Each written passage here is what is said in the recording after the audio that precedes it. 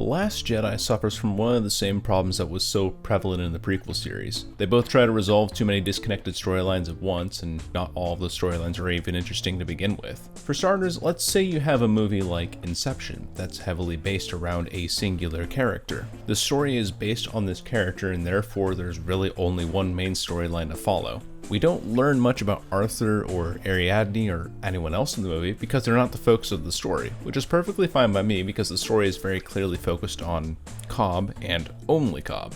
Then you have a movie that has multiple significant characters like the first Incredibles, what with Mr. Incredible, Syndrome, and Mrs. Incredible. Each of them have their own storylines that all end up influencing each other's by the end of the movie. This makes 3 major storylines, and I think that if a movie has any more than 3 major characters carrying out their story, then it starts to get a bit cluttered. And with that, I bring you today's special, The Last Jedi, which has 5 major storylines. 5 of them. The first movie in this trilogy was largely centered around Rey, so there was arguably only one main storyline to follow.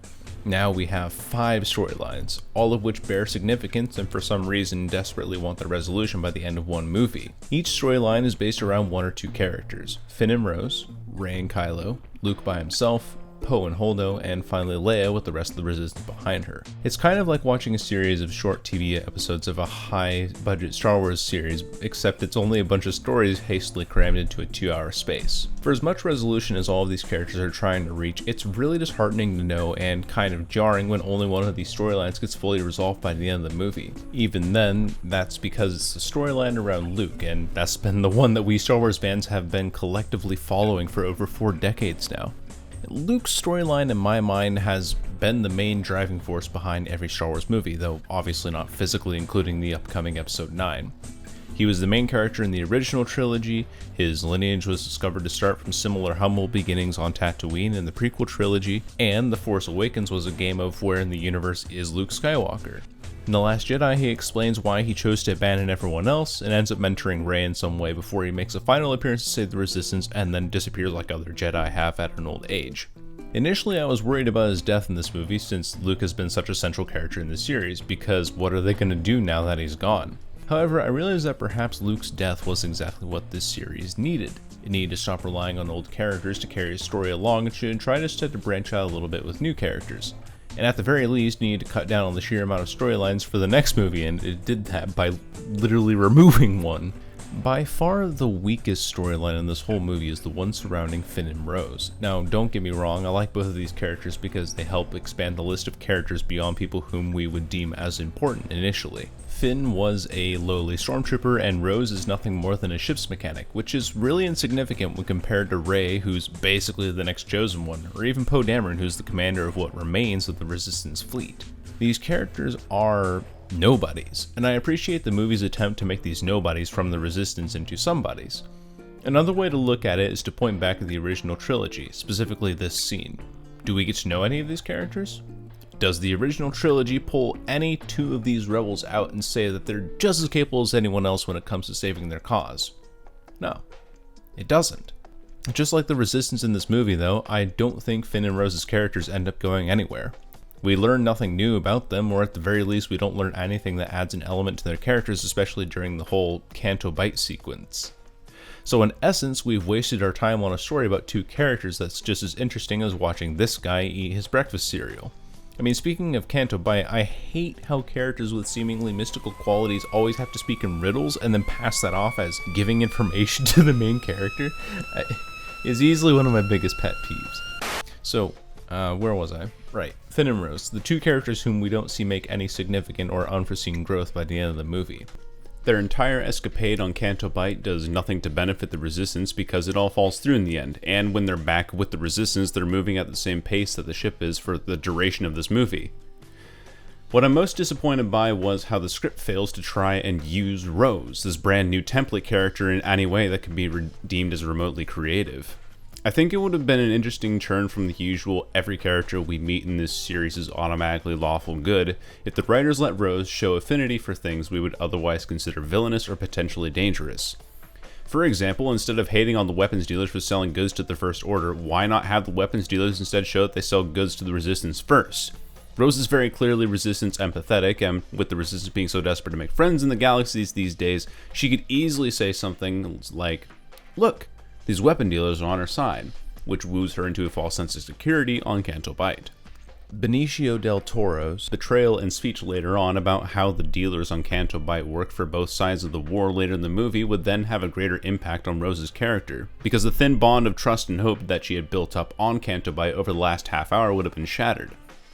This could then lead to Rose questioning everyone who associates themselves with the Resistance, especially Finn, seeing as he was a former member of the First Order, which then circles back to her suspicion of him when they first met near the escape pods. So first her sister dies, and now the person whom she had gotten to know the most could, in her mind, be a traitor or a spy, which creates some doubts and fears in her mind. And if there's anything that we learn from Yoda, is that fear is the path to the dark side, where we find Kylo Ren and Rey having their back and forth throughout the movie. I have to say, while Kylo Ren and Rey's storyline lead to some of the coolest scenes in this movie, they take up some pretty sudden jumps to get there, like an airplane beginning its descent into the airport and dropping 150 meters instantaneously while we're still 10k meters up in the air. In Force Awakens, we learn pretty quickly that Kylo Ren and Rey are to be exact polar opposites of each other in these movies. They're both pretty new to their proper Force training, and they appear equally weak and unsure in their individual efforts as a result. And I specify individual because whenever he's the lackey of the First Order, Kylo Ren is an intimidating force to be reckoned with. But whenever he's forced to make a decision for himself, he's usually pretty indecisive, with maybe one or two exceptions. And the same thing could be said for Rey. In TLJ, their first interaction is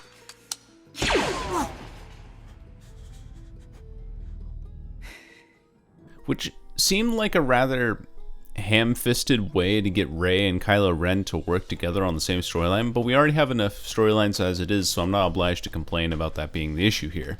What I am going to complain about is how the movie often uses these Rey and Kylo moments to break up or prod along the connection between Rey and Luke, a living legend that we could learn so much from, and a legend that she is physically in the presence of. If there was anything that we learned from Darth Vader in the previous movies, it was that an intimidating character is fully capable of holding everyone's attention even while they're not on screen. Kylo Ren also did this rather well for the majority of The Force Awakens. He is a threat and a key plot device that we think about even while he's not on screen or near the other characters, because there are other characters that talk about him and full scenes dedicated to him. In The Last Jedi, the writers were so hell-bent on getting Kylo through to Luke that the only way they could conceive to shoehorn his appearance in was via Rey the Force proxy. The only thing we learn about Kylo Ren that's even remotely different was that he saw himself being attacked by Luke Skywalker many years prior, and he burned the training temple on Yavin 4 down to the ground in response. Luke then gives his response to Rey, claiming that he lost focus for a moment, and was scared of what Kylo or Ben could become. A lapse in concentration, if you will. That is the only thing we learn or gain from having Kylo Ren interrupt the screenplay every few minutes. A slightly more nitpicky detail would be that, to me, everything that we see Luke do should be revelatory of how he's become perfectly fine with living in near isolation. He's developed skills that he combines with his Force powers, and as such he should be able to show that. Swimming across a ravine with a pole to catch food for dinner? Great way to show that. Walking up to an anorexic walrus and milking it? Probably not. Tossing away the lightsaber that you haven't seen for a few decades without questioning why and how it returned to you? Also not that great. Going back to my last point though, here's how I'd imagine Luke would reveal his connection to Kylo Ren and the reasons for his personal exile. It's not fan fiction if it's critique and suggestions. I hope. So let's say that the same amount of time has passed approximately and Rey has become more aware of her Force abilities. Around the fire she senses fear from Luke, and specifically about her. She asks him about it and he passes it off at first. A few moments of silence pass before Luke speaks again. Luke is staring into the fire. You remind me too much of him. Remind you too much of who? Ben. He's still staring into the fire, and the shot can do like this crossfade transition into the fires burning down the training temple in Yavin 4. His version of the story can continue from there without Kylo Ren's version influencing our thoughts on the matter at first. When Luke finishes telling his story, it fades back to him, still staring into the fire. It cuts back to a wider shot with Rey in the foreground on the right third, Luke slightly back in the background, while the fire takes up the majority of the frame on the left side.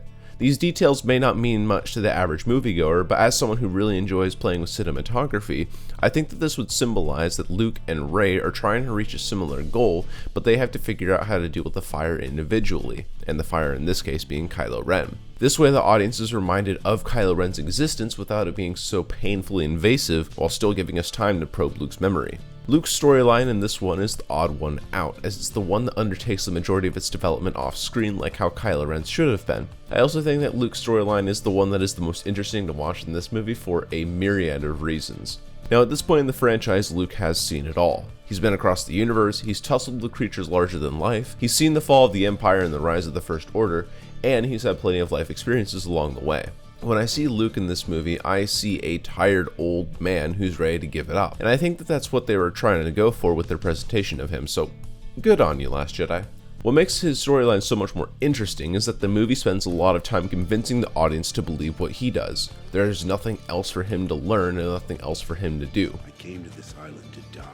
He tried doing the wrong thing by not listening to his masters and lost his hand. He tried doing the right thing by raising the next generation of Jedi, and it all burned down around him. He wants to be the Jedi to bring the light side of the Force back to combat the dark, but he hasn't been able to do that. With so many years behind him, Luke no longer wants to try anything, afraid of doing something worse or repeating the exact same mistake. Despite this, Luke's character changes drastically at 2 points in the movie, because they both offer developments for parts of his history that were otherwise left as unresolved conflicts within his character. First is the scene where Luke recognizes Rey's power. It's at this point that Luke is forced to make a decision to either continue mentoring Rey or leave her to her own devices, which it puts him in a rock in a hard place. He knows from personal experience that if he chooses to mentor Rey, she could become too powerful and go down the same path as Kylo Ren. And at the same time, he also knows that without proper guidance, of which there is none in the entire universe that anyone knows of aside from Luke, Rey could still go down a very dark path. This co-aligns with the moment in The Empire Strikes Back, where Luke had a choice between saving his friends and listening to the guidance of his Jedi Masters,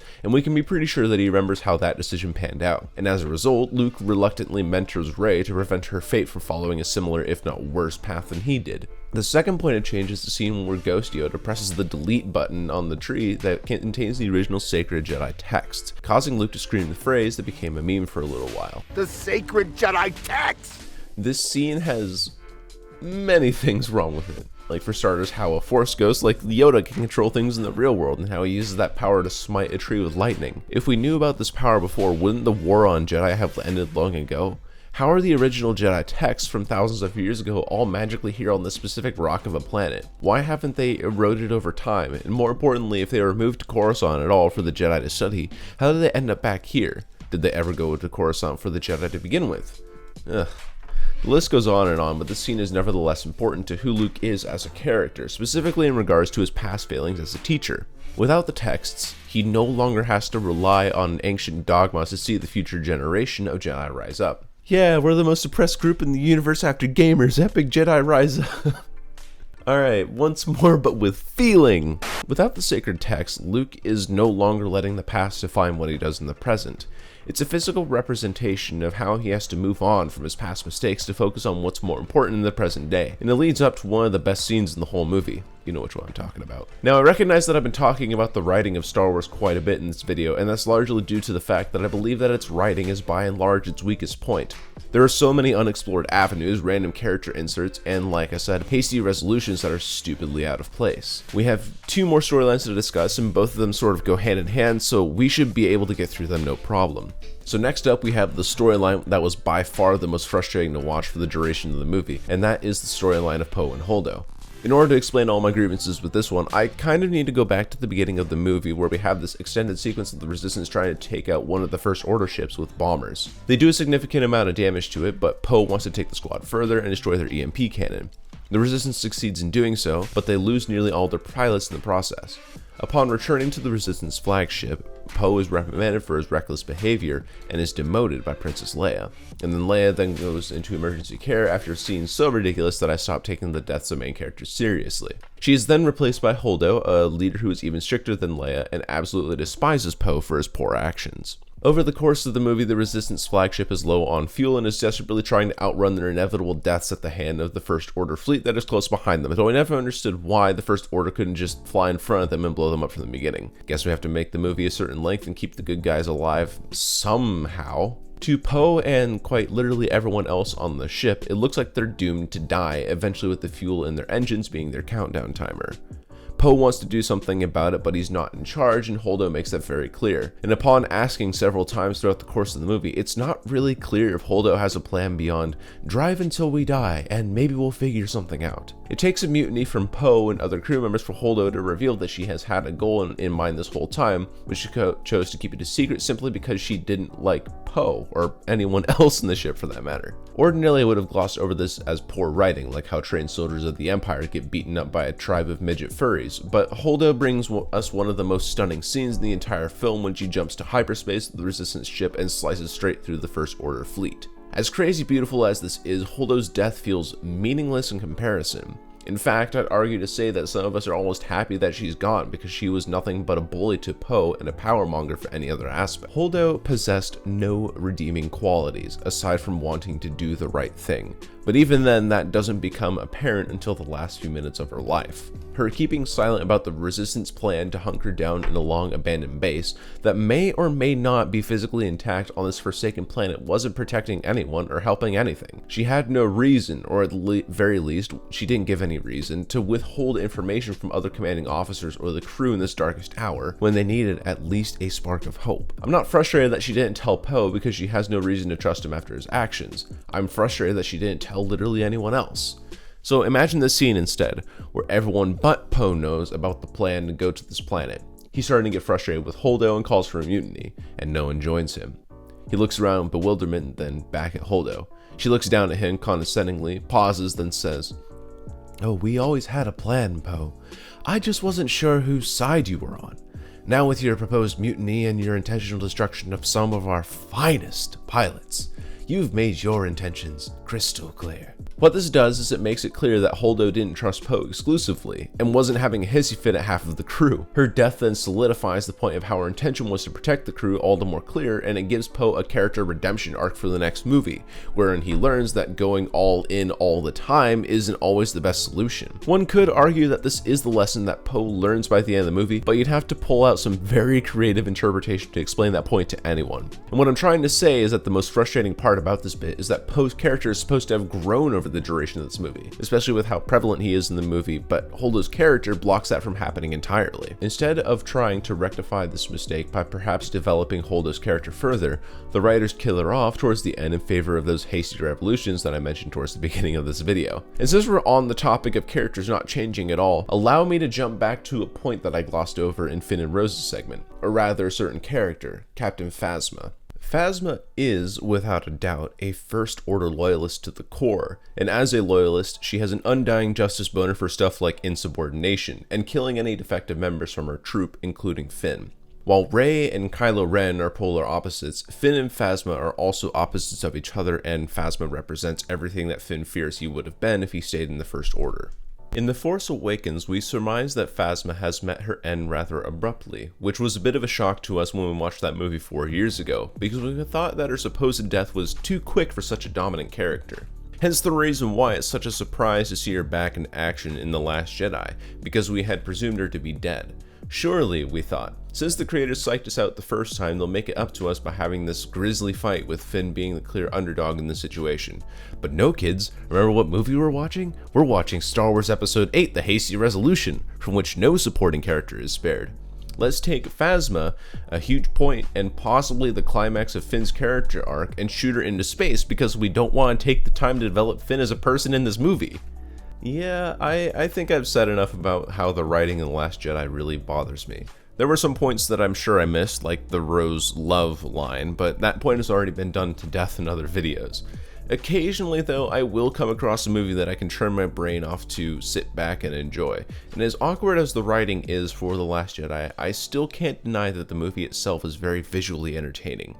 Some sequences are magnificent to behold, even with all the CG rendering, though I might be biased because I made a cameo in this movie. Boom, right there. Yeah, that was an easy $200. Alright, thank you guys so much for watching. For those of you who were curious, this is what I meant in regards to a video that talks about something that isn't YouTube or video games, because I just wanted to try branching out a little, and we'll see where we go from here. That's all I have for this video. Hope you all have a great day, night, or space cycle, depending on when and where you watch this video, and I will see you on the flip side. Goodbye.